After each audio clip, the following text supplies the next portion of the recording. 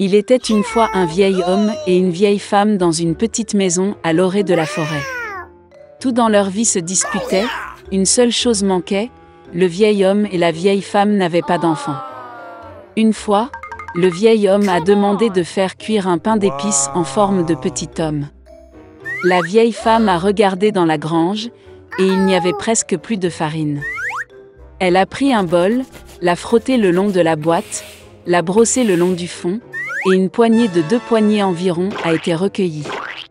La vieille femme pétrit la pâte sur de la crème sûre, et quand elle roula le pain d'épices sur la table, elle le prit et le fit en forme de petit homme, avec des bras, des jambes, avec une tête. Et mettez-le au four. Au bout d'un moment, la vieille femme vint voir si le pain d'épices était cuit, le prit et le mit sur la fenêtre pour qu'il refroidisse. L'homme en pain d'épices s'est refroidi, s'est allongé, s'est couché, mais s'est soudainement levé et a couru aussi vite que possible hors de la maison, de la fenêtre au banc, du banc au sol, à travers le sol et aux portes, a sauté par-dessus le seuil du porche à la cour, de la cour à la porte, de plus en plus loin. La vieille femme appela son mari, et ils se précipitèrent tous les deux après lui. Mais ce n'est pas si facile d'attraper le bonhomme en pain d'épices.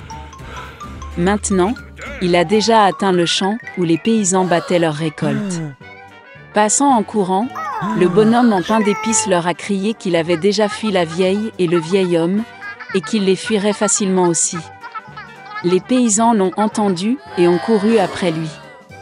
Mais, peu importe la vitesse à laquelle il courait, il ne pouvait pas le rattraper. Un bonhomme en pain d'épices a couru jusqu'au champ où les tondeuses tondaient l'herbe. Passant en courant, il leur a crié qu'il s'était déjà enfui de la vieille femme, du vieillard et des paysans, et il les fuirait facilement aussi. Les tondeuses ne pouvaient pas supporter un tel ridicule, tout le monde se précipita après le bonhomme en pain d'épices. Ils courent aussi vite qu'ils le peuvent, mais ils ne peuvent pas rattraper. Et vers le petit homme, la vache marche, il lui a crié qu'il s'était déjà enfui de la vieille femme, du vieil homme, des paysans et des faucheuses, et qu'il la fuirait facilement aussi. La vache s'est fâchée et s'est aussi précipitée après le bonhomme en pain d'épices. Seulement, il ne peut pas rattraper. Et un cochon le rencontrait. Le petit homme a crié qu'il avait déjà fui la vieille femme, et le vieillard, et les paysans, et les faucheuses, et la vache, et il la fuirait facilement aussi. Un cochon hurla et courut après. Seulement, elle ne put rattraper son retard, elle était trop grosse. Un bonhomme en pain d'épices court le long de la route et un lièvre le rencontre. Le petit homme a dit qu'il s'était déjà enfui de la vieille femme, du vieillard, des paysans, des tondeuses, de la vache et du cochon, et il le fuirait facilement aussi. Le lièvre entendit cela et courut après lui. Il ne peut pas non plus rattraper le petit homme, seul le lièvre l'a vu. Un bonhomme en pain d'épices court et un loup le rencontre. « Je vais vous manger », dit. Et le petit homme lui répondit qu'il avait déjà fui la vieille femme, et le vieillard, et les paysans, et les faucheuses, et de la vache, et du cochon, et du lièvre, et il le fuirait facilement aussi. Le loup grogna et se précipita sur l'homme en pain d'épices, et il esquiva et courut aussi vite qu'il le put. Seul le loup l'a vu.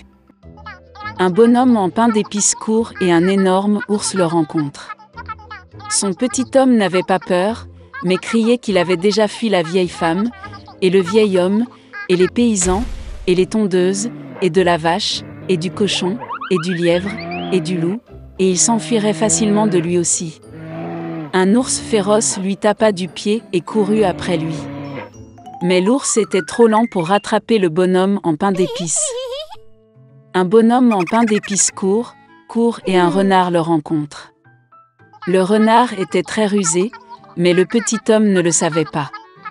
C'est pourquoi, par habitude, il se mit à crier qu'il avait déjà fui la vieille femme, et le vieillard, et les paysans, et les faucheuses, et de la vache, et du cochon, et du lièvre, et du loup, et de l'ours, ce qui signifie il la fuira facilement aussi.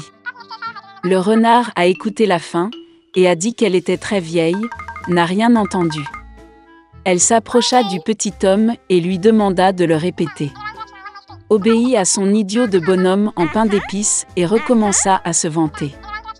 Le renard a écouté la fin et a dit qu'elle n'avait toujours rien entendu. Elle s'approcha encore plus du petit homme et lui demanda de le répéter. Le bonhomme en pain d'épices a accepté, et alors seulement il a recommencé, alors que le renard se jetait sur lui et mangeait. Et le bonhomme en pain d'épices ne se vantait plus. Lemuel Gulliver est né dans la famille d'un pauvre propriétaire foncier anglais. Le garçon était le troisième de 5 fils. À l'âge de 14 ans, il devient apprenti chez un célèbre médecin londonien, puis obtient un emploi de chirurgien sur un navire. Pendant 6 ans, Gulliver a voyagé dans différents pays, observé les coutumes des indigènes et même étudié leur langue. Et c'est ainsi que Gulliver partit pour un autre voyage sur le navire Antlope. Mais n'a pas eu le temps de passer même à mi-chemin, car le navire est tombé dans une terrible tempête. La tempête a frappé le navire contre les rochers et les marins ont sauté par-dessus bord avec horreur. Et seul Gulliver a réussi à monter dans le bateau. Il a été porté pendant des heures sur les vagues, et bientôt, par miracle, le bateau s'est échoué. Mais Gulliver était tellement épuisé par la tempête que dès qu'il a marché sur le sol, il s'est immédiatement endormi sur la pelouse voisine. Les rayons du premier soleil réveillèrent Gulliver. Il essaya de se lever, mais réalisa qu'il ne pouvait pas bouger. Ses bras, ses jambes et même ses cheveux étaient attachés au sol avec un filet de petites cordes. Soudain, quelque chose chatouilla la poitrine de Gulliver. Il leva la tête et vit un petit homme de la taille d'un doigt. C'était le roi des Lilliputiens. Il a donné l'ordre, puis des milliers de petites flèches, comme des aiguilles, ont commencé à poignarder le corps de Gulliver. Le prisonnier s'est immédiatement rendu compte qu'il valait mieux se soumettre. Il a montré par des signes qu'il avait faim et soif. Puis, sur ordre du roi, la nourriture lui fut apportée. Plus d'une centaine d'indigènes montèrent les escaliers jusqu'à la bouche de Gulliver, versant sur lui des paniers de fruits, de pain et de viande. Lorsque Gulliver a tout mangé, il a été emmené dans la capitale sur une plateforme spécialement conçue.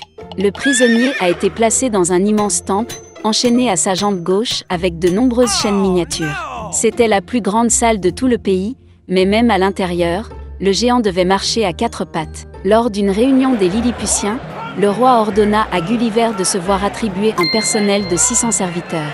Ils ont cousu un costume pour le prisonnier et même une literie à partir de matelas miniatures. Et au fil du temps, le roi a été convaincu que le géant était gentil et l'a donc libéré. Gulliver a beaucoup voyagé à travers le pays, étudié les coutumes et la langue des Lilliputiens, et a même participé à leurs vacances et défilés.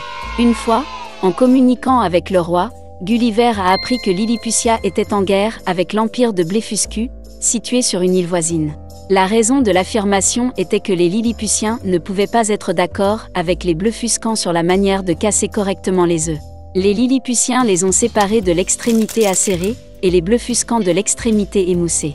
Et maintenant, des rumeurs atteignirent le roi de Lilliput selon lesquelles l'ennemi avait préparé une flotte et était sur le point d'attaquer. Puis l'empereur demanda l'aide de Gulliver, et il accepta volontiers. Et ainsi, sous le couvert de la nuit, Gulliver a pris de longues cordes et a nagé jusqu'aux navires ennemis. Il a attaché une corde à chaque navire et les a traînés sur les rives de Lilliput. Les gardes, qui étaient les seuls sur le navire, ont sauté dans la mer et ont commencé à nager loin du géant. Donc Gulliver a complètement désarmé les adversaires et a reçu le titre le plus honorable du royaume pour cela. Pour cela, les courtisans n'aimaient pas Gulliver. Ils ont commencé à tisser des intrigues contre lui, et bientôt le roi lui-même a accusé le géant de haute trahison. Les rumeurs se sont répandues dans tout le royaume, et Gulliver a appris qu'au conseil privé, il avait été décidé de l'exécuter.